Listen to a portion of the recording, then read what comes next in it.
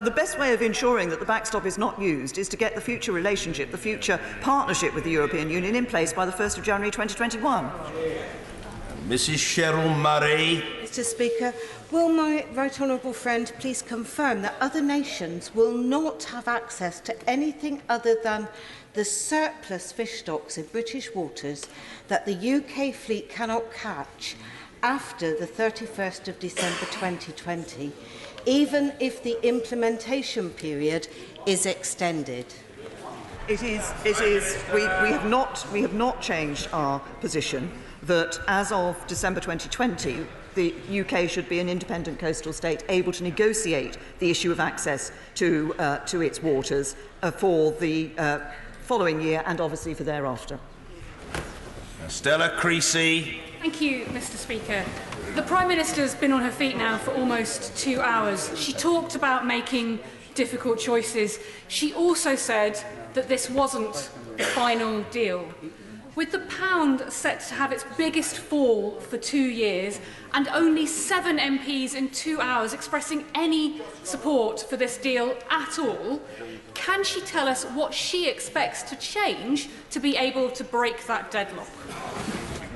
Can I say to the Honourable Lady that what will happen over the next few days and before the Special European Council takes place is the final negotiation in matters relating to the future relationship, to fill out the details of that future relationship, which will show a future relationship which will indeed be good for the UK economy. Dr Andrew Murison.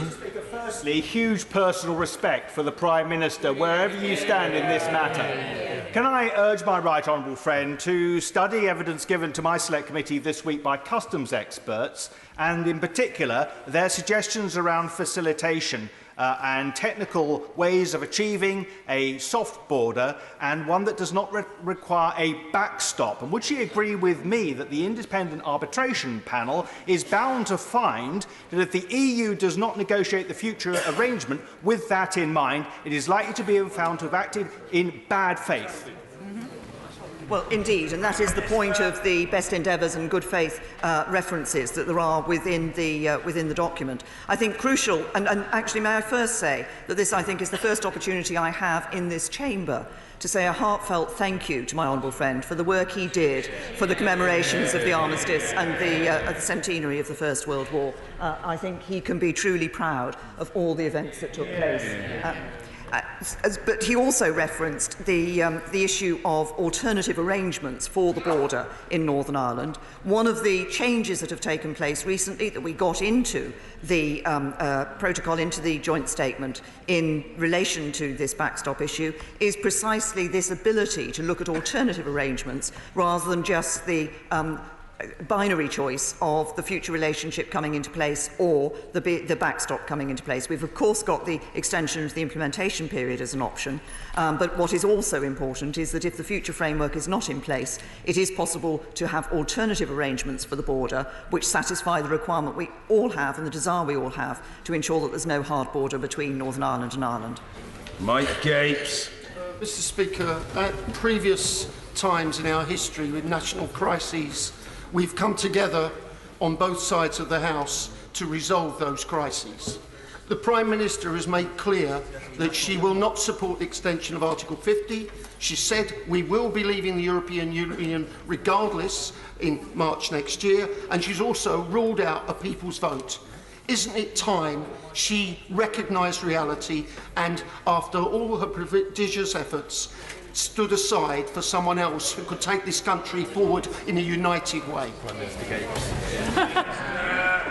No.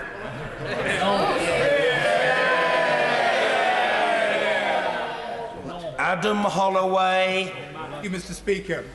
Does the Prime Minister feel she's listened to her officials while sidelining her Brexit secretaries, and is she now disobeying the instruction of my constituents in Gravesham? I have to say to my honourable friend the answer to both of his questions is no. I have worked with our Brexit secretaries and obviously with officials, with the negotiating team throughout this process, and I believe the deal that we're proposing does deliver on the instruction of the British people. Dr Lisa Cameron.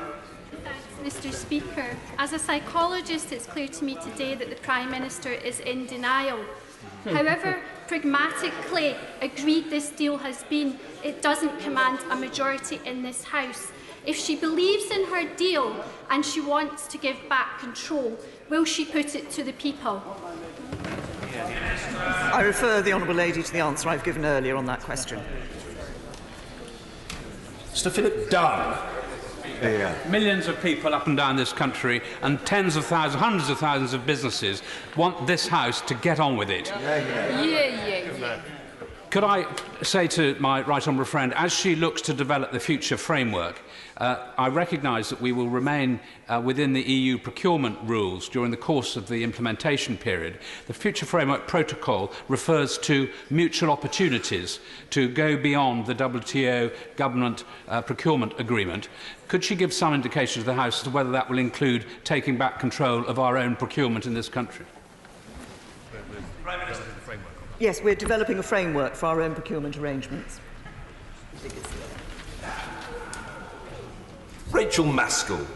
Mr. Speaker, in the light that a no deal will be a disaster for our nation, and in the high probability that this deal will not be passed by this House, will the Prime Minister make it her first step to extend Article 50 to ensure that we don't fall off a cliff edge? Absolutely.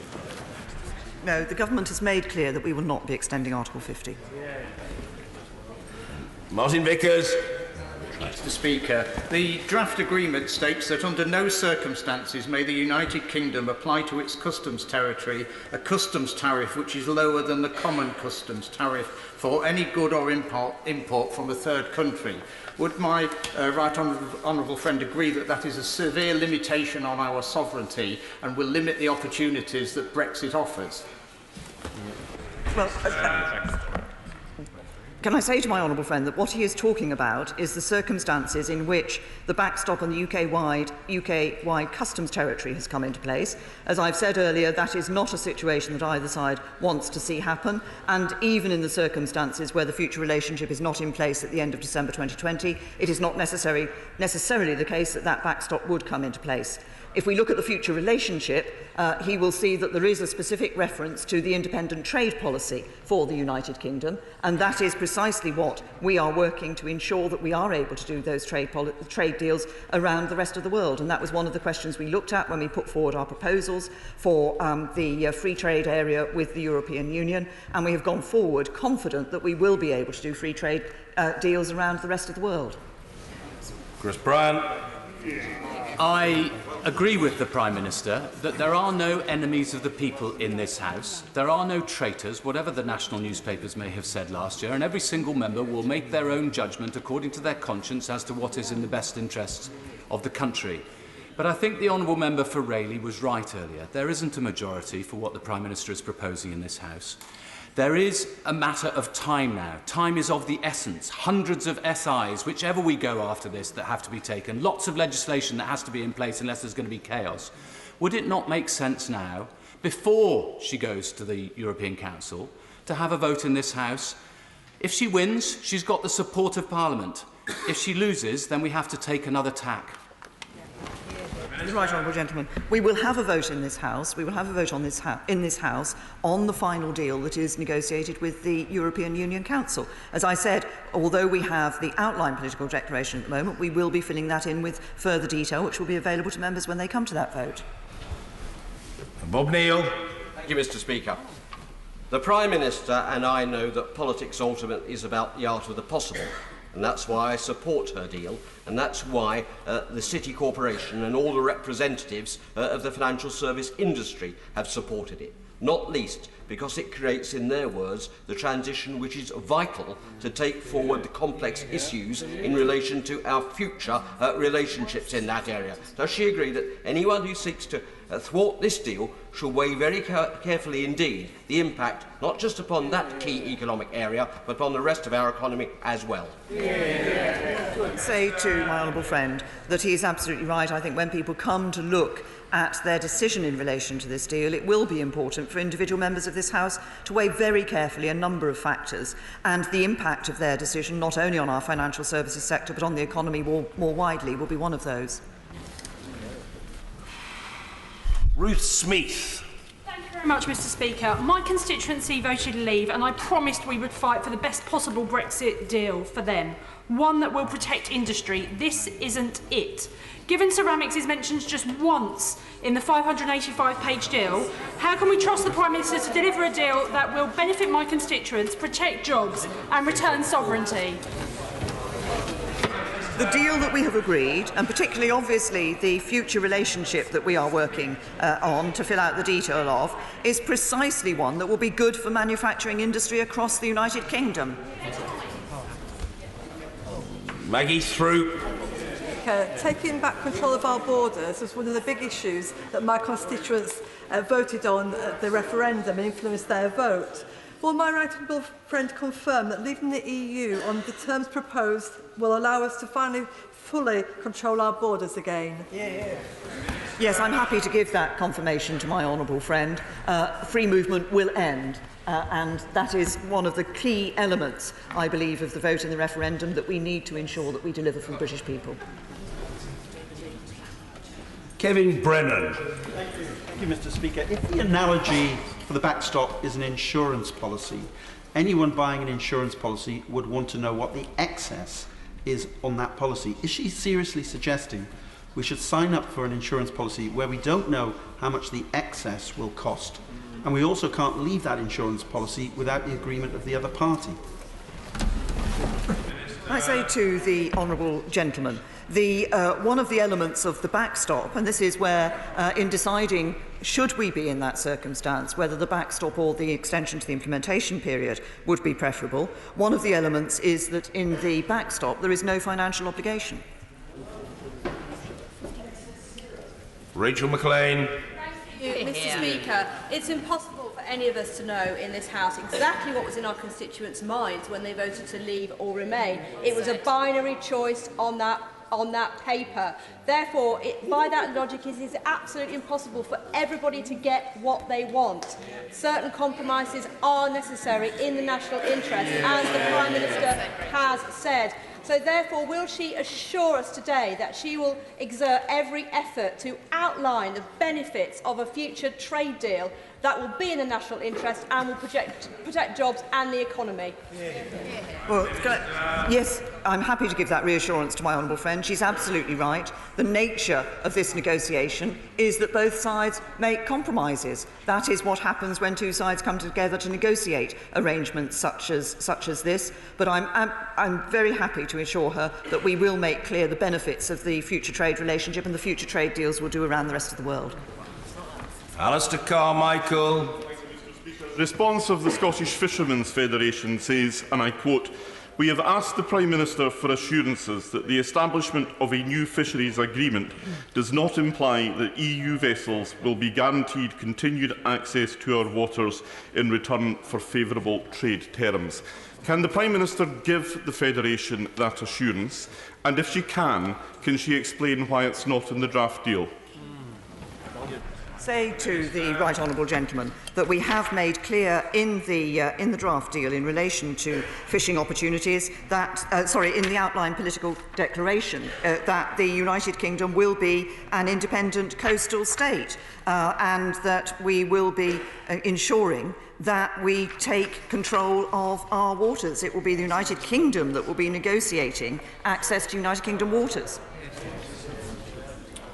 James Cartledge.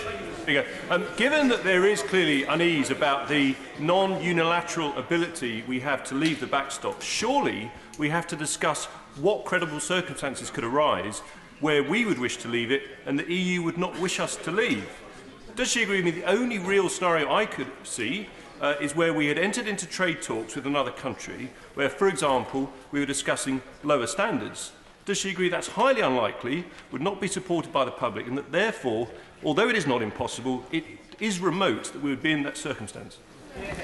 Can I say to my honourable friend, I absolutely agree that it's highly unlikely we'll be in that circumstance. He's right, first of all, that we will not be wanting to lower our standards in any decisions we take in relation to trade deals, but also that the backstop is actually an uncomfortable place for the European Union. They believe that the backstop actually has advantages for businesses in the United Kingdom, particularly businesses in Northern Ireland. These are advantages they will not want to see continuing. They have an interest in this being temporary, should we be in that position, just as we do. Sammy Wilson.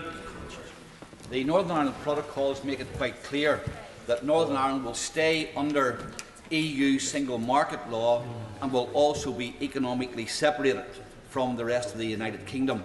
Articles 7, 9 and 12 show that, first of all, even if the EU allow the UK to leave the single market, Northern Ireland will still stay under single market arrangements, and any border down the Irish Sea will be subject to the willingness of the EU to allow that to be avoided.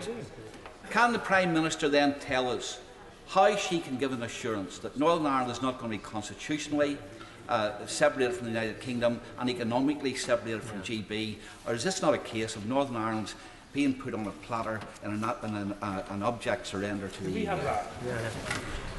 No, it is not the case. I have throughout this discussion, throughout these negotiations, the interests of Northern Ireland have been one of the key issues that we have been putting at the forefront of our mind because of the particular geographical circumstances of Northern Ireland and its land border with Ireland.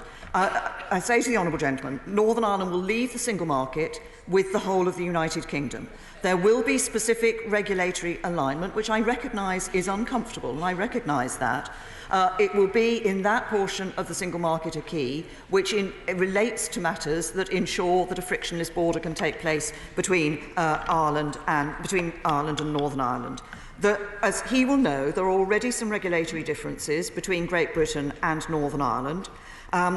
There is a question in the future that I know has raised a concern as to whether there will be regulatory divergence between Great Britain and Northern Ireland. It is possible for us, and we will make unilateral commitments to Northern Ireland in relation to that issue of, because we're talking about a temporary period, of no regulatory divergence.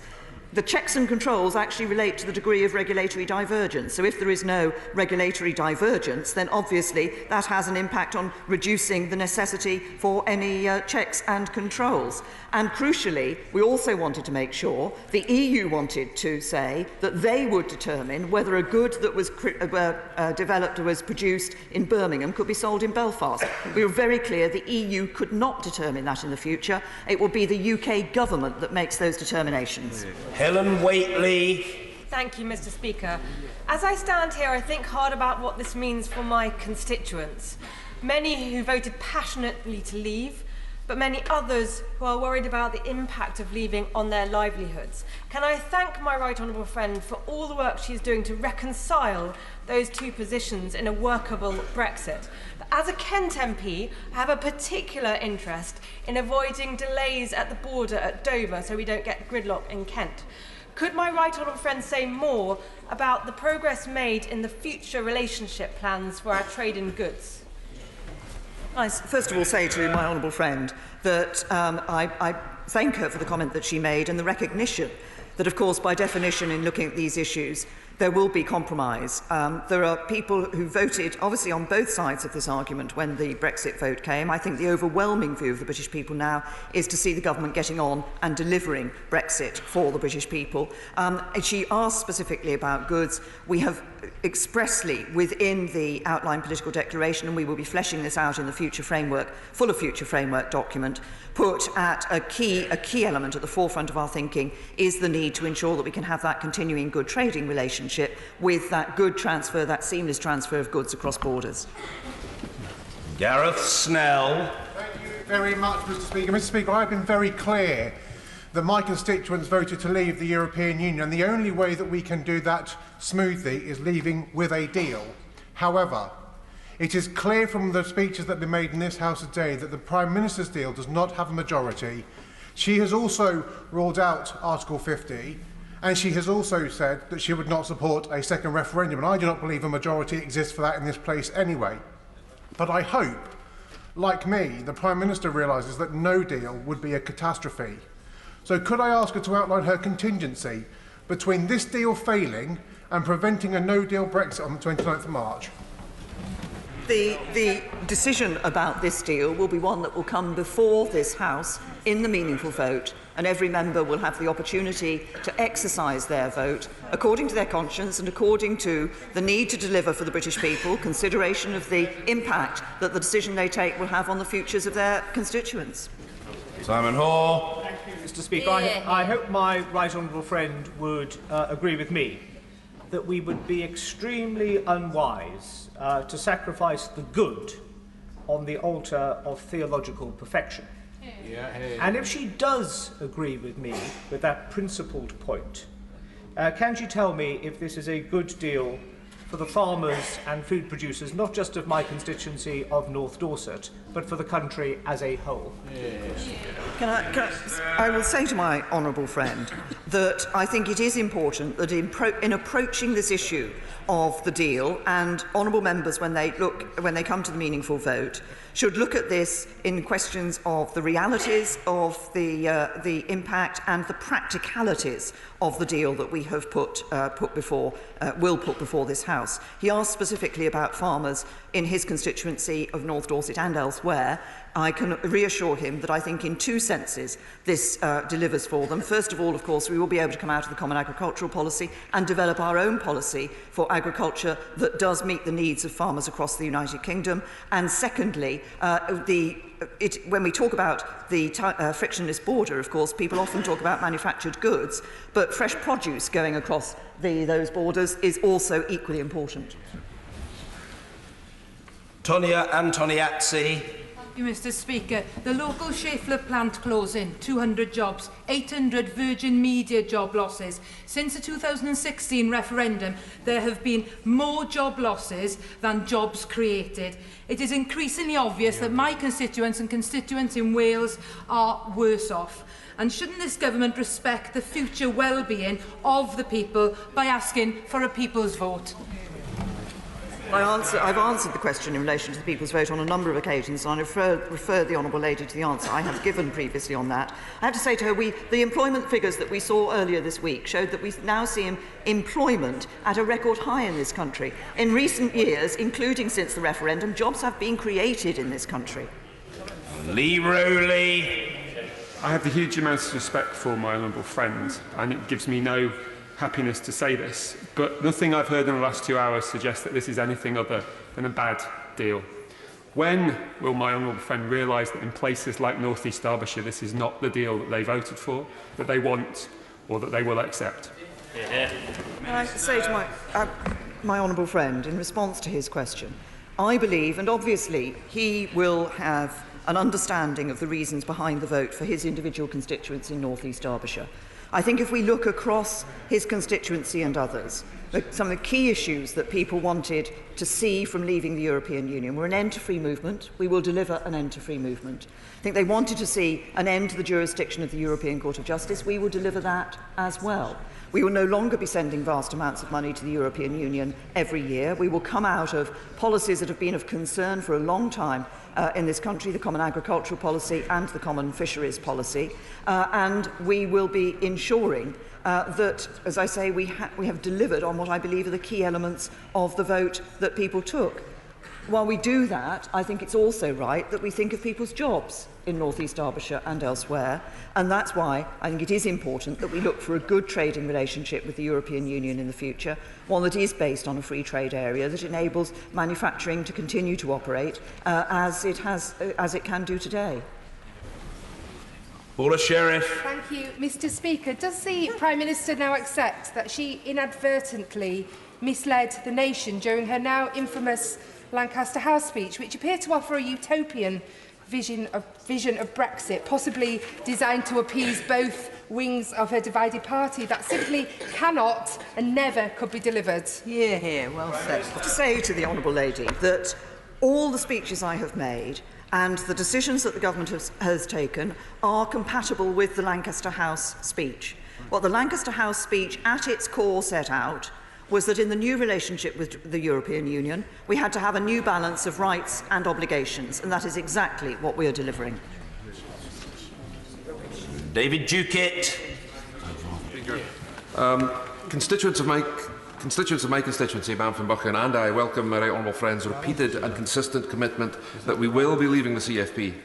Of course, being out of the EU means we're out of the CFP in the same way that being in the EU, which is the policy of the Scottish Nationalist Party and others, means being in the CFP. You know it does. Will she also commit that unfettered access to UK waters by EU fishing vessels, out with our ability to control as an independent coastal state, will not be part of any future trade agreement with the EU? Can I say to my honourable friend that we are very clear that we will be an independent coastal state. There have been attempts to link fisheries and link access to fishing waters to the trade aspect of this negotiation. We have been very clear that we will not accept that we will be an independent coastal state, so that it is the United Kingdom determining access to UK waters. Adrian Bailey. Thank you, Mr. Speaker. Uncertainty about our future trading relationships with the EU is undermining British business and having a chilling effect on our economic growth. There is absolutely nothing in this so-called deal which actually dispels or resolves the issues which are making for this. Will the Prime Minister recognise that instead of negotiating with the economic kamikaze tendency on our own party, she needs to reach out to this side of the House, build a consensus, or take the issue again to the public? The honourable gentleman, that what the decision that was taken yesterday actually gives that certainty to business, which is why business have been welcoming that deal. So we hear Richard Walker from Iceland. It delivers a clear path ahead that business so desperately needs. We see from the FSB I quoted earlier, this brings with it some certainty that our small businesses have craved. And there are other quotes from business. Business have welcomed the fact that we have recognised the needs of manufacturing industry in putting forward our proposals for the future relationship. Simon Clark. Mr. Speaker, I commend the Prime Minister for what she has said to members opposite, and indeed a handful from our own side, who have called for a politician's vote on the issue of a second referendum. It simply would not be appropriate at this time.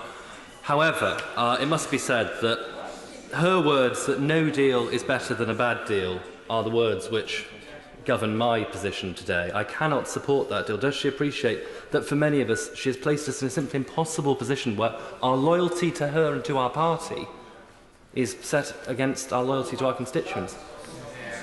Can I say to the honourable gentleman, I fully recognise that the issue that we are dealing with raises some difficult decisions for individual members of this House.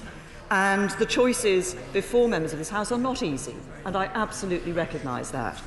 And as I said, obviously, we will, when the final deal is brought back to this House, individual members will want to look at the details of that and consider, obviously, at the forefront, the interests of their constituents, the interests of this country as a whole. As I say, I recognise that this is not an easy decision for people to take. I believe that what we have negotiated is in the best interests of our country overall. We will be filling out more details of that before the matter comes before the House, and I hope members of the House will be able to look at that fuller detail and consider the various issues that they have to do so when they do that. But that in no way says that this will be an easy choice, and I fully recognise that. Karen Lee. Thank you, Mr. Speaker. I voted Remain, but I represent a Leave constituency. I try really hard to represent everybody in Lincoln, not just the ones that shout the loudest. And I truly get an evenly split mailbox on this. I genuinely do. But I feel that this deal doesn't meet the aspirations and hopes of either side. It fails to protect jobs and the economy, and it creates a border down the Irish Sea. I would just say, if the Prime Minister will not listen to the Labour benches, will she not look at the faces of her own side and listen to their words and actually recognise this is a really bad deal? To the Honourable Lady, this deal does not create a border down the Irish Sea, and this deal does take the future relationship, the outline political declaration, does take the interests of people's jobs into account in ensuring that we are negotiating a free trade area that will enable that good trade relationship to maintain with the European Union, which enables jobs to be not just maintained here in the UK, but created here in the UK. Colin Clark. Is the Prime Minister clear how committed her loyal Scottish Conservative colleagues are to fishing and the Union? Yes, I'm very clear, and indeed I would say to my honourable friend that I think he and our Scottish colleagues on the Conservative benches are an admirable contrast to the SNP, who are committed to neither fishing nor the Union. Pete Wishart. In the last few months, the Prime Minister has lost about a quarter of her cabinet, with more resignations to follow. As we've seen, her dead-on-arrival deal has been trashed by large sections of her backbench, and there are apparently letters winging their way to the honourable member for acting in sale. How many more indignities does the Prime Minister have to endure before she considers her position? My position is that I have only one duty, and that is to deliver for the British people in the national interest. Sir Oliver Heald. Prime Minister will be aware that Hertfordshire is fortunate enough to have some major businesses in pharma, industries in the aerospace industry, working to the motor industry and so on. And they rely on having short times for the delivery of parts, just-in-time arrangements of that sort. They have integrated manufacture across Europe. Can the Prime Minister say if she feels that this agreement that she has put before us is going to be in the best interests of businesses like that and all the jobs in Hertfordshire which rely on them? To my right honourable friend, that I do believe that is the case. The future relationship in developing this future relationship with the European Union, we have indeed been considering as one of the key issues the need to ensure that trade across the borders, those just-in-time supply chains, can continue, because many jobs in constituencies around the country depend on that. So I can give my right honourable friend that assurance. Sarah Jones. Thank you, Mr. Speaker. I visited a business in Croydon recently, and they are currently looking at warehouses just outside Amsterdam to move their business to, because they think that the direction of travel that this government has taken on Brexit will not work for them. Now, it's clear the Prime Minister is not going to get a vote in this House for this deal. She has ruled out extending Article 50, she's ruled out a general election, she's ruled out a people's vote, she's ruled out no deal as well. So can I ask the Prime Minister to categorically state, for the sake of the businesses in Croydon that are waiting right now to know what is going to happen in the future, what will she do if she loses the vote in Parliament? Can I say to the honourable lady, if she is concerned about the businesses in Croydon, she should look carefully at the future relationship that we're developing with the European Union. We will fill out further details in relation to that, but that future relationship will deliver for the businesses in Croydon, will deliver on the issues that they have expressed concerns about, and will deliver in a way that ensures jobs can be kept in her constituency. Mr. David Tredinnick. May I congratulate my right honourable friend on securing this deal and say that there's much in here that will please my constituents who voted very strongly to come out, including taking control of our borders and ending the free movement of labour. But may I say to the Prime Minister, I think her task in bringing this to the House for a meaningful vote will be much helped if she can flesh out the future relationship. This is absolutely critical. Right. And for those of her friends in Europe who are listening to this debate, if they can come to her aid and make it clear that they really do want a future relationship secured before the backstop comes into place, she has a real chance of carrying this House. Thank my honourable friend for his comments, and I can give him the reassurance that I will be filling out the detail. We will be in the negotiations in the coming days, filling out the detail of that future framework, so that when the House comes to take that meaningful vote, they will be able to have a better understanding of the nature of the future relationship, which is one, as I say, that I believe will be able to deliver for industry across the country, for agriculture, for fishing, and indeed deliver on our security. Vera Hobhouse. Thank you, Mr. Speaker. Does she accept that the fracturing of her own party demonstrate that the 17.5 million people who voted leave in 2016 were not united in what Brexit means for them, and therefore her claim of delivering on the majority vote of the British people is incorrect? No, the majority vote of the British people was to leave the European Union, and that's what we will deliver. Kevin Foster. Thank you, Mr. Speaker. I believe those who voted leave in Torbay did so because they want to see a global trading Britain, which would be epitomised by us joining the Comprehensive and Progressive Agreement for Trans-Pacific Partnership, which includes some of our oldest allies, including the one which gifted that very dispatch box. Would she reassure me that the deal she is proposing will facilitate British membership of that agreement? Friend, that reassurance. We specifically looked, when we were looking at this proposal, as to whether it would be possible to join the CPTPP, and I can give him the assurance that it would, and not only that it would be possible for us to join it, but also that there are members of the CPTPP who are keen for us to join it, such as Japan and Australia. Vernon Coker. Mr. Speaker, given the fact that it's obviously clear from the contributions today and the questions to the Prime Minister that there is not a parliamentary majority for the deal that she's bringing forward today, what is the plan that the Prime Minister has got just to wait for the vote to be lost and then panic? The British people deserve better than that. The Prime Minister has integrity. She has not got the confidence of this House to put this deal through.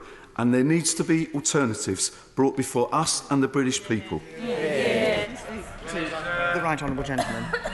We will negotiate the remaining details of this deal, and there will be obviously the EU Council on the 25th of November. That will then be brought back to this House. Information will be made available to members of this House. It is at that point that members of this House will determine whether they wish to support the deal. Mike Wood. Thank you, Mr. Speaker. Which part of the financial settlement under the proposed withdrawal agreement would be payable during the implementation period and during any backstop? The financial settlement has a trajectory in terms of payment, some of which would be, in fact, beyond the periods that my honourable friend has referred to. There is no specific financial obligation in relation to the backstop, should that backstop come into play. Patrick Grady. The Prime Minister is so confident of the merits of this deal. Is she not slightly concerned that when she goes to Europe, other member states will look at it enviously and want to leave the European Union on similar terms? Or does it not in fact give lie to the truth that the best possible relationship, by definition, with the European Union is the one that my constituents, the people across Scotland, for, which is to remain in the European Union? I'm tempted to refer the honourable gentleman to answers I gave earlier on this question. We had a vote. The overall vote was that we should leave the European Union, and that's what we will deliver. Nigel Huddleston. Thank you, Mr. Speaker. On all important political decisions, not only do I listen to my constituents and the businesses that employ my constituents, but I also ask myself the question, is this in the long-term interests of my children? I have a great deal of respect for the Prime Minister. She's a dedicated public servant. So can I ask her with all sincerity, given all the viable options available, is this deal in the best interests of my children?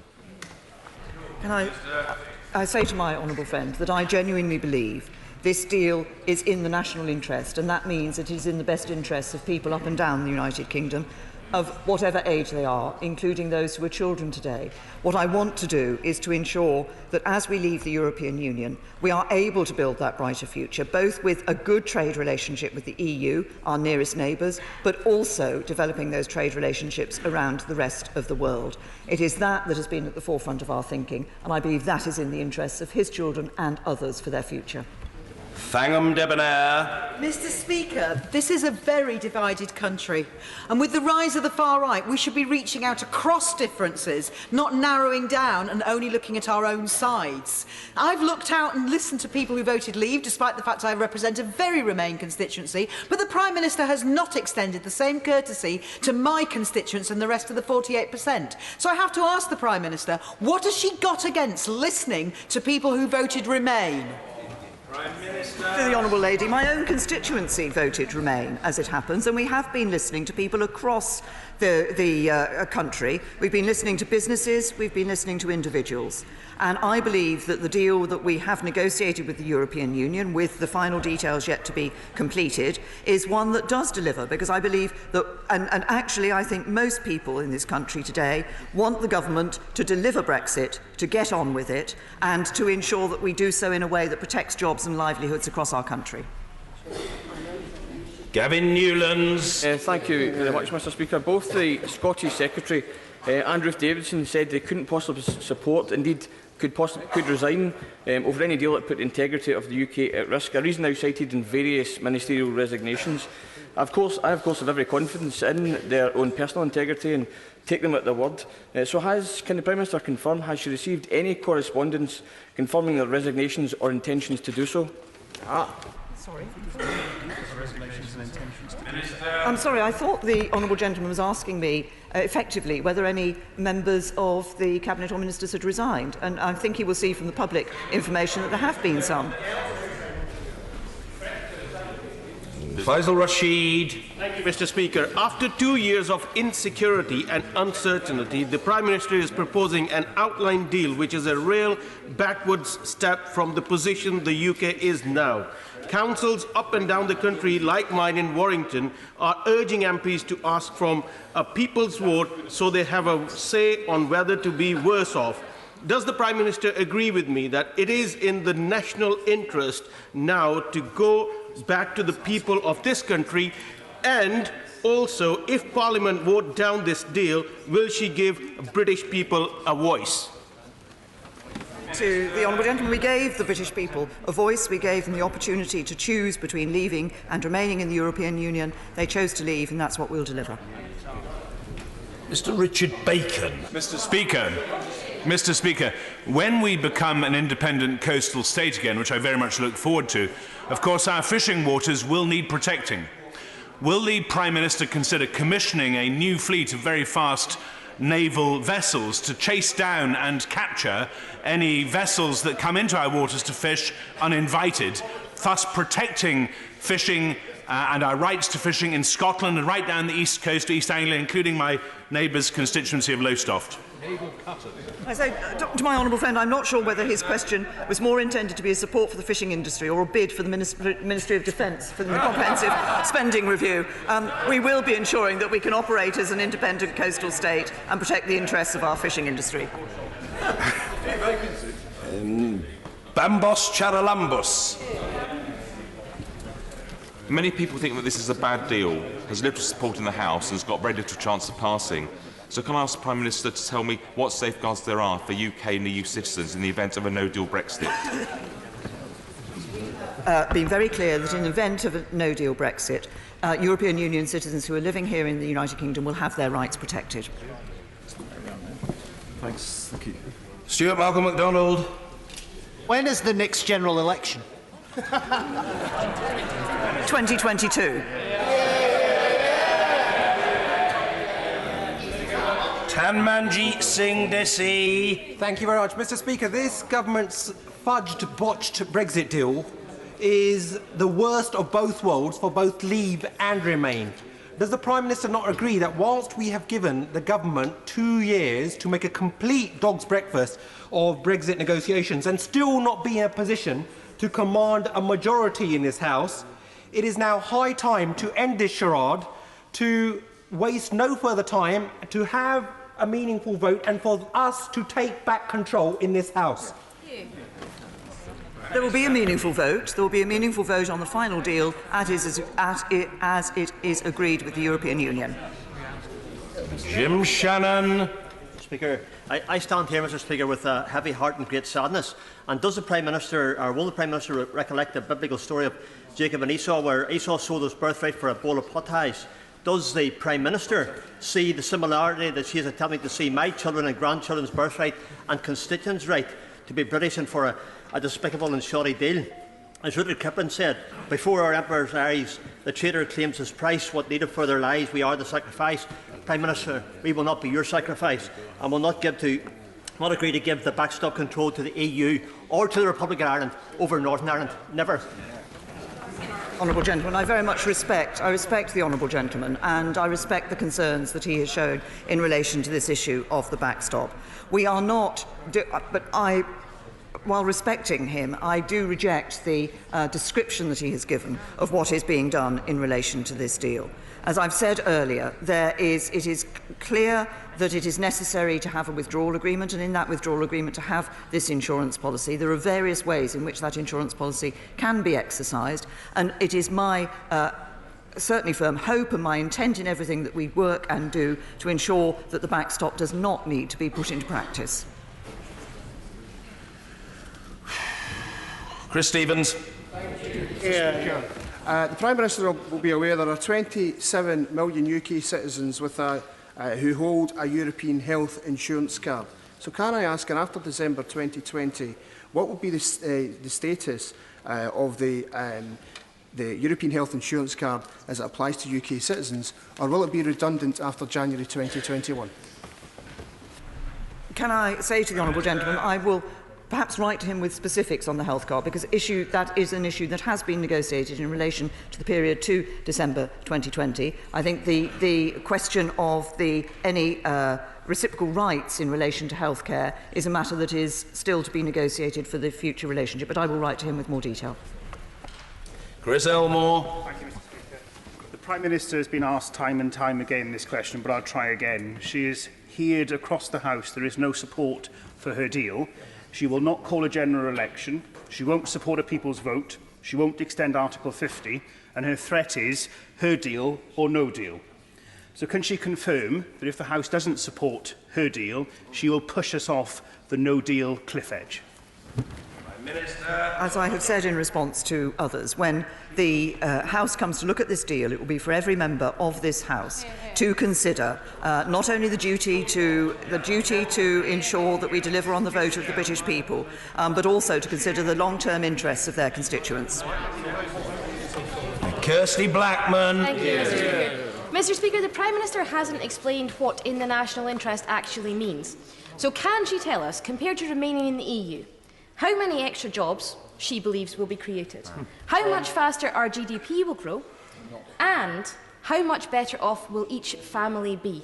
Can I say to the honourable lady, just to give her an example of one of the issues that she raised, if she looked at the report that the OBR produced at the time of the budget, well understanding that we were leaving the European Union, they said that over the next few years 800,000 more jobs will be created.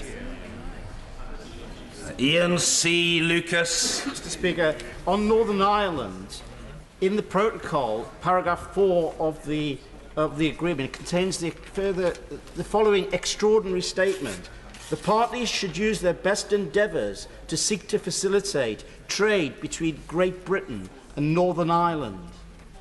What assurance does that give to this House about the integrity of the United Kingdom? Working and are very clear in the issues that we have developed that there will continue to be that trade between Northern Ireland and Great Britain. I responded a little earlier to another honourable member of the House in relation to the impact of any regulatory requirements that there are as a result of the UK EU-wide customs territory. I also was clear about the changes that we have brought about in terms of approvals, for example, for the ability of companies to be able to sell and to have that business across between Great Britain and Northern Ireland. It was one of the commitments we gave in December, and it's a commitment that continues. Clive Lewis. Mr. Speaker, I'm sure the irony has not been missed on the Prime Minister that it's exactly 80 years ago that another Conservative Prime Minister came back from Europe waving a piece of paper and claiming success. I believe the exact words were peace in our time, and it was Neville Chamberlain.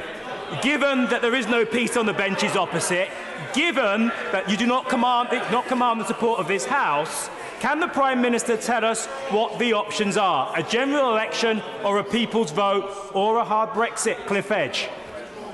The honourable gentleman will have heard the answer that I have given to other members of this House.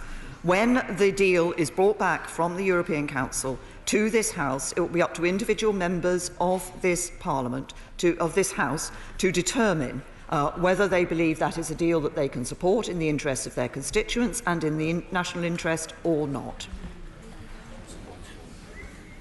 Matt Weston. Speaker, following this debate, the odds are that the government will be forced into a U-turn on this other FOBT, namely the fudge over Brexit terms. Given the meaningful vote is likely to fail, would it not now be prudent for the Prime Minister to ask the EU for an extension to Article 50 and offer the public a second vote? Gentlemen, to answers I've given earlier to both of those questions. Albert Owen. Prime Minister, we all understand the importance of the Belfast Agreement, but these special arrangements for one part of the United Kingdom, that is Northern Ireland, will have an impact on the rest of the United Kingdom, including seaports on the western seaboard, because it will create a de facto line across the Irish Sea. So can I ask her, because she has managed one thing today, Mr Speaker, and that's to unite the DUP, my party, and sections of her own party on this issue. So can I ask her to go back to Brussels? This isn't a final agreement. Look at this again. Let's have fairness and unity in the United Kingdom.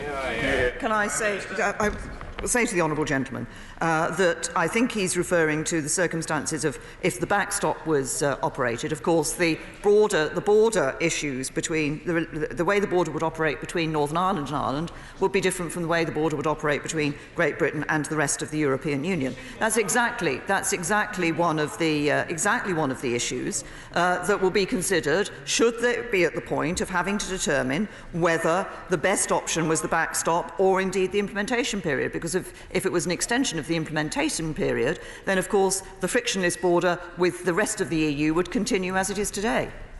Bill Esterson. The Prime Minister says that it is a choice between her botched option or no deal.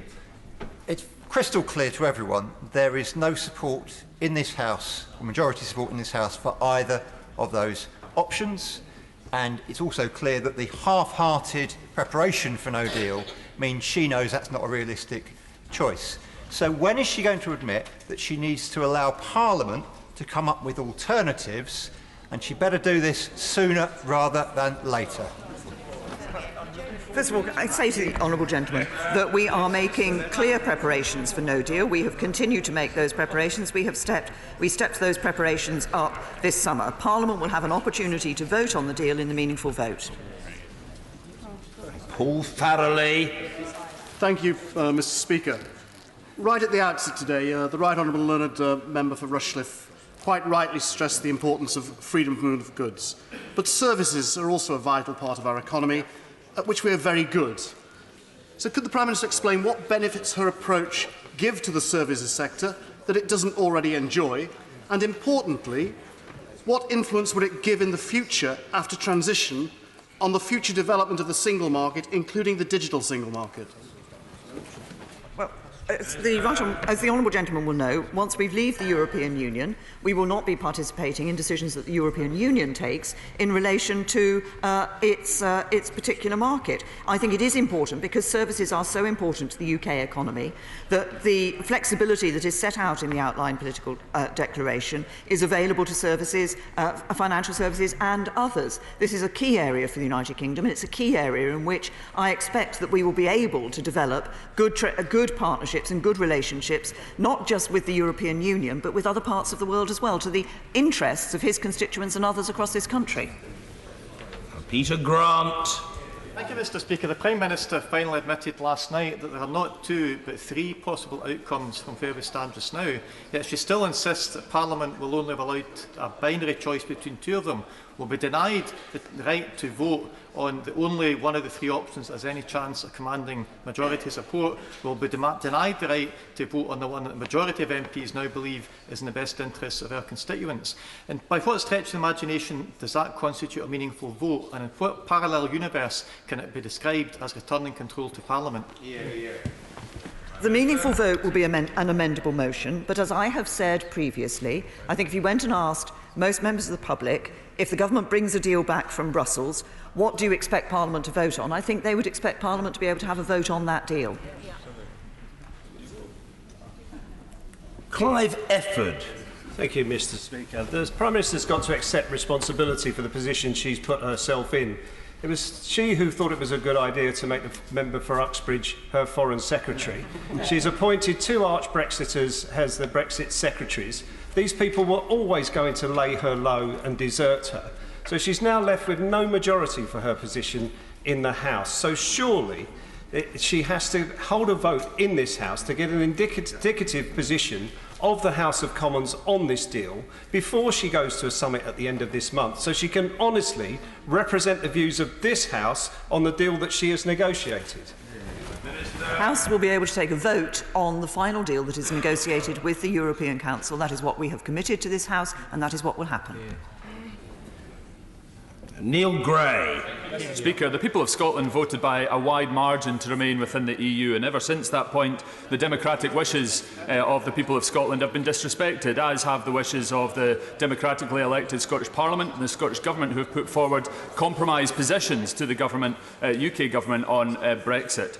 But can she confirm that yesterday the disrespect to the people of Scotland was extended threefold? Firstly, in terms of providing a differential deal to Northern Ireland. Secondly, in terms of providing briefings to the Government of Gibraltar before the Scottish Government. And thirdly, as was pointed out on Radio Scotland this morning by the honourable member from West Aberdeenshire and Kincardine, that the Conservative members from Scotland were briefed on the text of the withdrawal agreement before the Scottish Government. Is that the case?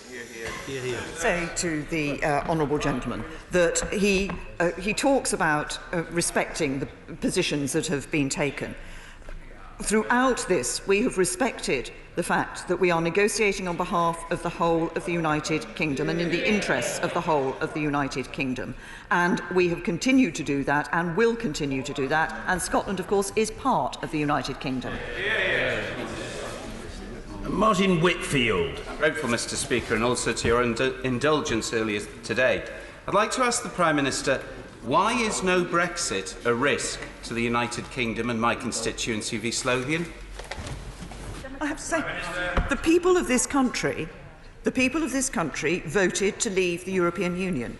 I believe it is in their interests and the duty of this Parliament to deliver it. What I said was a risk of no Brexit at all taking place, and as a number of members across this House from those opposition benches have said that they would prefer to keep us in the European Union.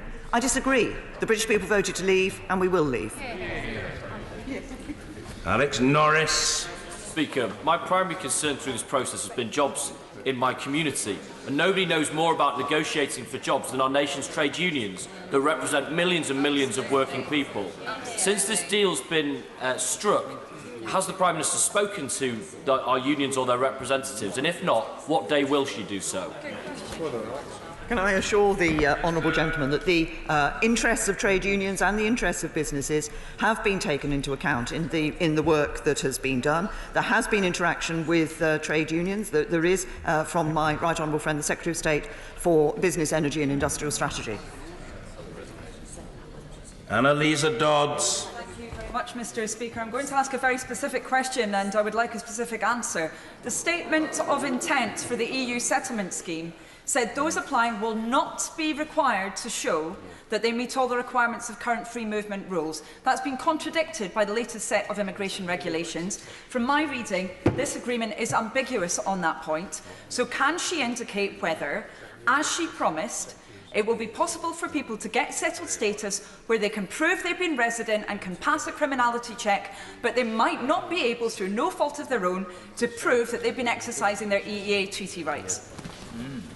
I think I heard the honourable lady say that the regulations were ambiguous, and therefore, but she claimed that ambiguity necessarily contradicted what had been said previously. In the interests of making sure that the honourable lady gets as accurate a reply as possible, I will write to her on this matter.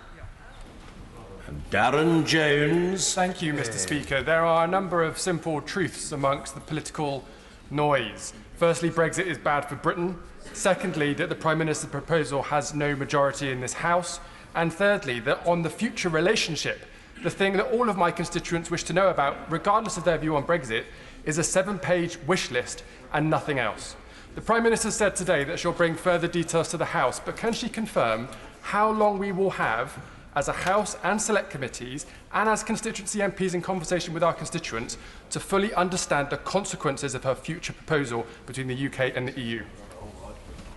We will be ensuring that Parliament, before it takes the meaningful vote, is able to see both the future framework as it is developed in greater detail than it is at the moment in the outline political declaration, together with, as I've indicated earlier, the various forms of analysis that the government has committed to. Paul Sweeney. Given that her own Scottish Tory MPs no longer have confidence in her Secretary of State for Scotland, who has been trampled over on fisheries and on the Irish backstop and couldn't even turn up today, how can the Prime Minister seriously suggest that this deal offers anything other than undermining the integrity of the United Kingdom? Confirm the integrity, and his portrayal of the position of the Secretary of State for Scotland is completely wrong. The Secretary of State for Scotland is doing an excellent job, together with my Conservative colleagues, Scottish Conservative colleagues on these benches, in defending the interests of Scotland, and in doing so in a rather better way than the SNP. Luke Graham. Thank you very much, Mr. Speaker. Just to come back on the honourable gentleman's comment there, to be very clear, the Secretary of State hasn't had a red line crossed. My honourable friend, and I hope she will affirm again, that we will negotiate fishing as an independent coastal state in 2020. And furthermore, Scotland has been respected, and it is being respected by consulting Scottish MPs in this House, as is appropriate. Hear, hear. Thank you. I thank my honourable friend for pointing that out, and I'm clear to confirm the commitments I gave earlier about the position of the United Kingdom as an independent coastal state.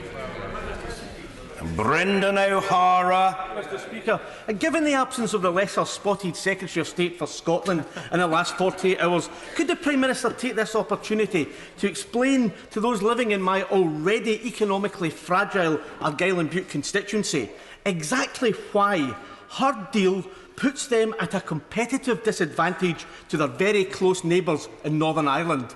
Here, here.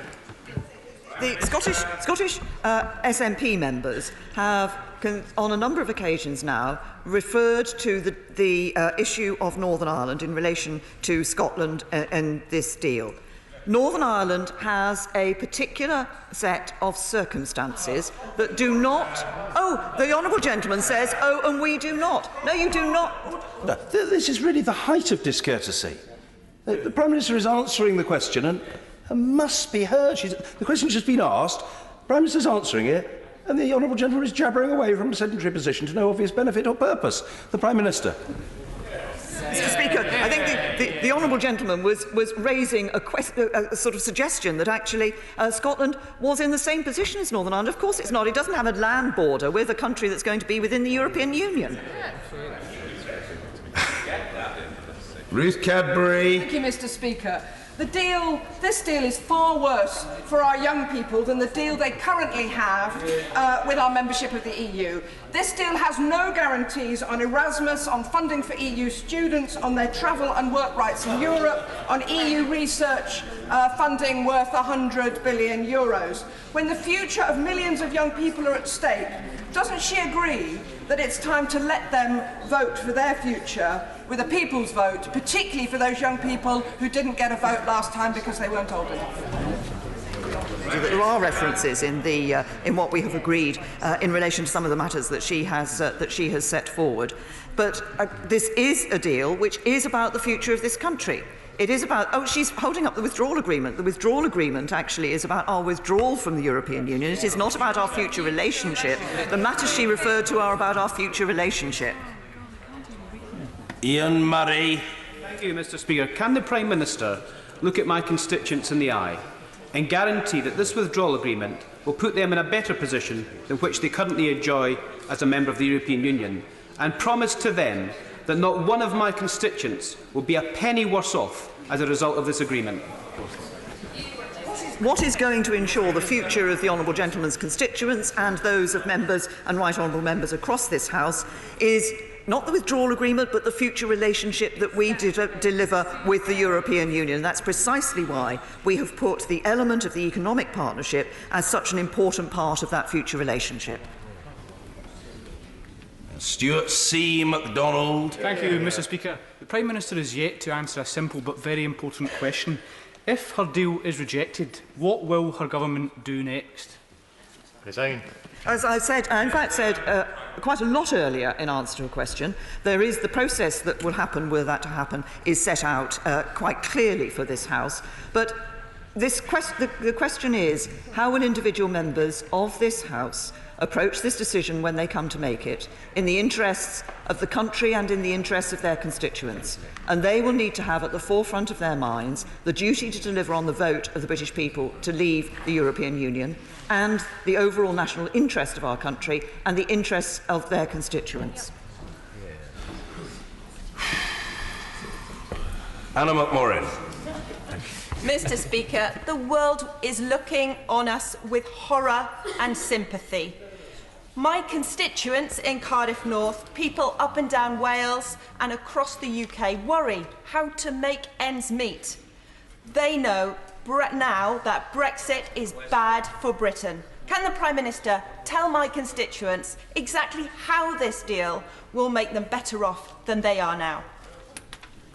The Honourable Lady says that she is concerned. I've set out before why I think this deal and the future partnership we can have with the European Union and trade deals around the west of the world can benefit of our economy, benefit jobs, benefit the Honourable Lady's constituents. She says her constituents worry about how to make ends meet. It's precisely why this government is a government that has continued to increase the national living wage, that has put through tax cuts for millions of people in this country. Catherine West. Thank you, Mr. Speaker. Could the Prime Minister enlighten the House as to why the member for Sale and Antrim may be meeting with the Chief Whip at this moment? But that nothing to do with the statement. It's nothing to do with the statement. Dr. Paul Williams. Thank you. Thank you, Mr. Speaker, and thank you to the Prime Minister for staying to answer everyone's questions. The Prime Minister says that we risk no Brexit at all. Our NHS relies on EU workers and depends on EU research and medicines collaboration. How is this deal better for the NHS than no Brexit? I say to the honourable gentleman, first of all, that the British people voted to leave the European Union, and we have a duty to deliver on leaving the European Union. If he is concerned about the future of the National Health Service, then I hope he supports the significant decision that this government has taken to make the biggest injection of funding into our National Health Service in its history, with our multi-year funding programme, over £80 billion more going into the National Health Service, and the 10-year plan that ensures the sustainability of our NHS into the future. Prime Minister, thank you. Colleagues, thank you. Yes,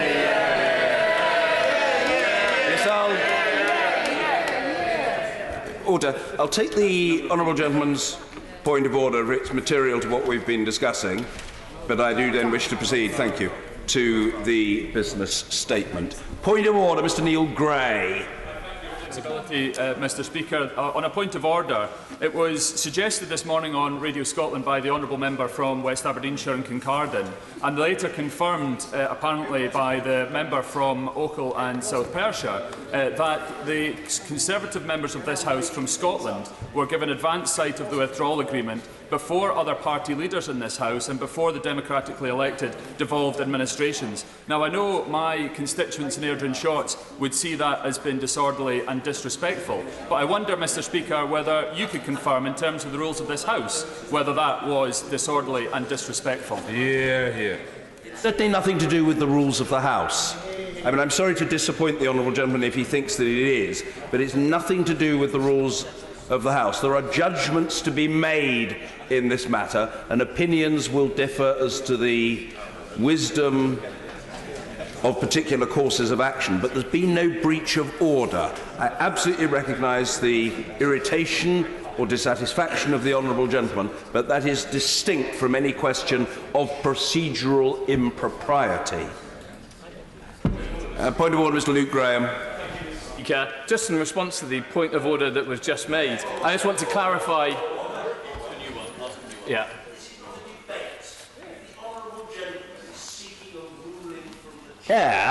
He can raise a point of order. If he just wants to have a tit for tat with another honourable member, that is not a proper use of a point of order. He wanted a tit for tat. No. Oh, he wants a ruling. Very good. Point of order, Mr. Luke Graham. Mr. Speaker, I would look for your ruling and advice and clarification on how to make sure the record is read correctly in relation to a point that was made in the House earlier today regarding the point that was made by members on this side of the House, by Scottish Conservatives, in looking at government text before it had been released to other MPs. In the previous statement, I had mentioned about the right honourable friend, the Prime Minister, engaging Scottish MPs, but as Hansard, I'm sure, will reflect, it was about in relation to this statement this morning and not any other preview of other text. How can I clarify this, Mr. Speaker? Clarification, I advise the honourable gentleman, in terms that brook of no contradiction or misunderstanding, is contained with his own, within the terms of his own inquiry. Because as the honourable gentleman has just emphasised, statements were made earlier during the course of exchanges. Because those statements were made, they will be recorded in the official report. And therefore all people need to do is to study the official report, including to establish what was and what was not said by the honourable gentleman. I hope that that is helpful to him, and he will now go about his business with an additional glint in his eye and spring in his step for the rest of the day. Very good. If there are no further points of order, we come now to the business statement. The Leader of the House, Andrea Leadsom. Thank you, Mr. Speaker. I'd like to announce that the business for next week will be on Monday the 19th of November, consideration in Committee of the Finance No. 3 Bill, Day 1. Tuesday the 20th of November, continuation of consideration in Committee of the Finance No. 3 Bill, Day 2. Wednesday the 21st of November, second reading of the Fisheries Bill. Thursday the 22nd of November, a general debate on the Armed Forces Covenant. Friday the 23rd of November, private members' bills. The provisional business for the week commencing the 26th of November will include, on Monday the 26th of November, second reading of the Courts and Tribunals, Judiciary and Functions of Staff Bill, Lords. Mr. Speaker, the House is rightly focused on the important decisions that lie ahead of us with regard to leaving the EU. But we also continue to fulfil the many other vital aspects of our parliamentary roles. So I was delighted with you, Mr. Speaker, to welcome the Youth Parliament to the Chamber last week and to hear of the significant issues that they wanted to debate, such as mental health and serious violence. Also last week, we had the first ever Women MPs of the World Conference in this chamber, demonstrating our commitment to global outreach and promoting our democratic values. And then this week, Mr. Speaker, is Parliament Week, a chance for hundreds of schools and civic organisations to take part in and to promote democratic engagement. Finally, along with the Prime Minister, yourself and others, the Leader of the Lords and I look forward to presenting a humble address to His Royal Highness the Prince of Wales later today on the event of his 70th birthday. Thank you. Thank you. Valerie Vaz. Thank you, Mr. Speaker, and can I thank the Leader of the House for the statement. And I too want to congratulate the Youth Parliament. It was absolutely wonderful to hear them actually debate the issues rather than people. But can I thank the Leader for the forthcoming business? Again, it's a week and a day, and we don't seem to be any nearer getting the Easter recess. The staff of the House need to plan. I know there have been many more things to discuss. And I know it's been difficult to get that, but could she possibly look at doing that for next week? Could I ask her to remind her colleagues about the Ministerial Code? The government again breached the Ministerial Code 9.1, and I'll read it out. It says, when Parliament is in session, the most important announcements of government policy should be made in the first instance in Parliament. Mr. Speaker, it took numerous points of order, a letter from the leaders of all the opposition parties, for the government to finally realise that it had to abide by the code and make a statement to Parliament, which we're very grateful was done today, and we're grateful to the Prime Minister for staying and taking all the questions. I hope the leader will continue to remind the government of their duties. Mr. Speaker, it was a marathon session in the Cabinet yesterday. I wondered if they all started with, I hadn't quite understood the importance of the Dover-Calais border / the economy / jobs / security / the effect on science, delete where applicable for each of the Secretary of States when they read the draft agreement. We've had the statement, but could the leader outline the timetable for the next stage? The Prime Minister alluded to the fact that the House will get a debate. Will it be before Christmas or after Christmas? When are we likely to be able to scrutinise this very important agreement, given that the EU will be meeting on the 25th of November? Mr. Speaker, you will know that on Tuesday the House resolved that the legal advice from the law officers would be made available. Could the Leader of the House say when that will be published? And why did it take the chair of the Environmental Audit Committee to publish a letter from the Environment Secretary that he's raiding staff from other agencies to work on Brexit? 400 staff. When will we get a statement on, and the impact assessment on the effect of enforcing the regulations which deal with recycling, air pollution and flooding? Mr. Speaker, more contempt of Parliament and the vulnerable. Private companies are making large sums of money by locking up our young. There are 2,375 people with autism and learning disabilities held in assessment and treatment units. 7 providers are charging taxpayers up to £730,000 a year for each patient. The Secretary of State announced that he's instigated a Care Quality Commission review into the inappropriate use of prolonged seclusion and segregation. But that was in a wider statement on prevention of ill health.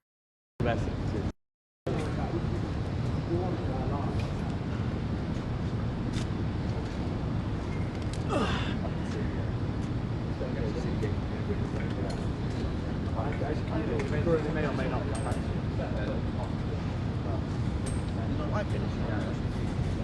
Did they not like being on this? Very good show.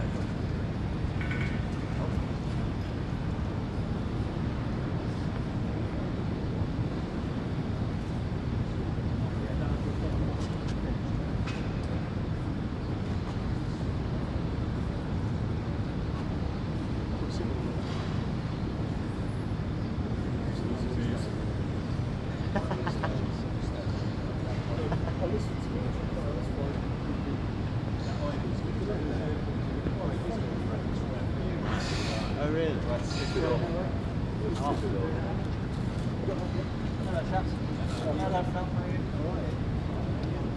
Loan signing. Yeah.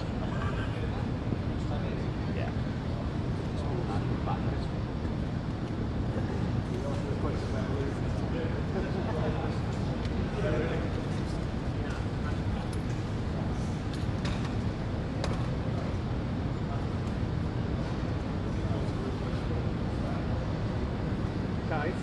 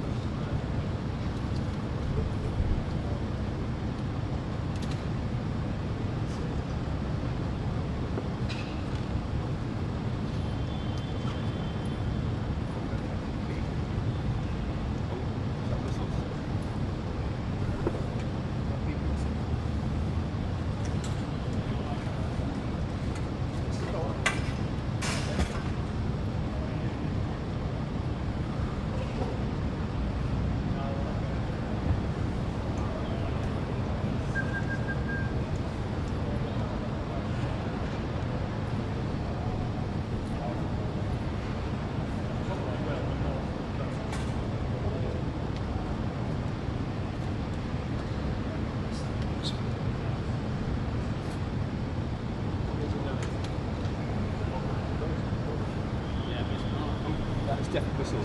I think we're coming. Yeah, here we go. Here we go. Lovely, Mark. DM's coming in. Go to box.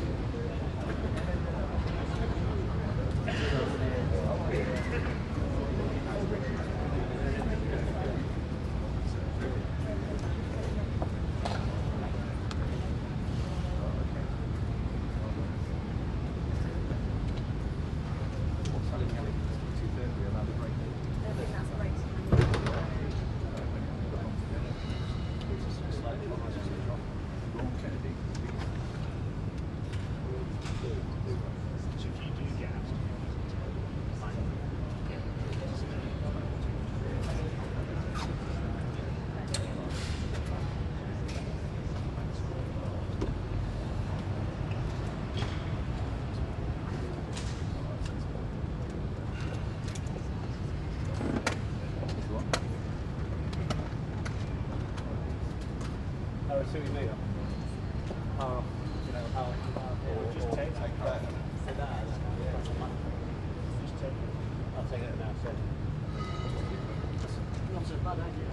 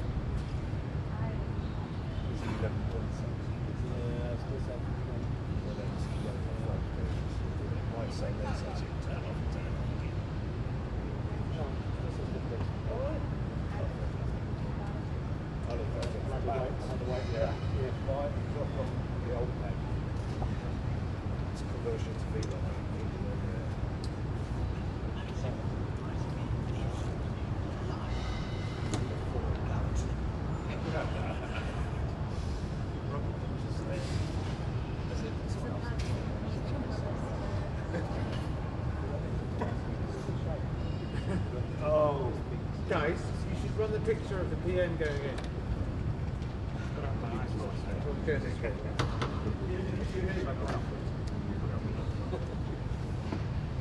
I know, yeah, it should have been more.